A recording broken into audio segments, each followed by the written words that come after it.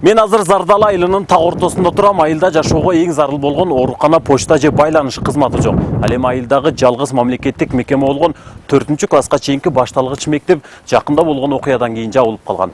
Ал эми окуучулар күнүгө келип, мектеп качан ачылат деп зарга күтүп жатат.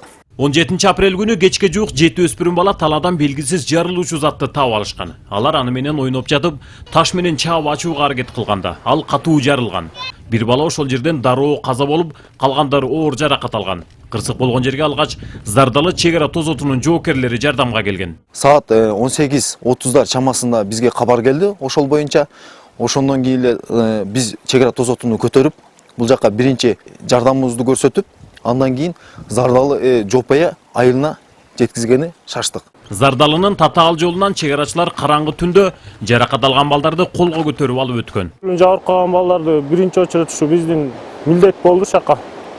Ушу жолдордон көтөрүп насылкага алып өттүк. Ошол күндө бир аз жаан сөйлөп, бир аз жаан сөйлөн жол тайгакта болду, ошол эптеп алып өттүк. Чек арачылар бул жарылуучу зат Баткен окуясынан калган калдыктар дейт. Бирок эмне болгон жарылуучу курал экендиги дали белгисиз. Жок дегенде айылда оорукана же байланыш кызматы болгондо балдар аман калат беле дейт айылдыктар. Элдин айтымы боюнча бул РГД-5 деп атат.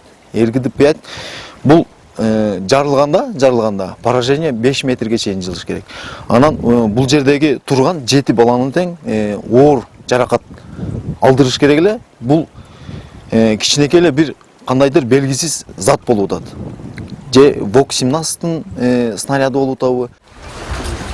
Зардалда жашоо оор болсо да айылдыктар чек араны таштап көчүп кетпей жашап келет. Айыл чарба техникасы жок деле дыйкандар жылына 90 гектар жерди айдап эгин өстүрөт.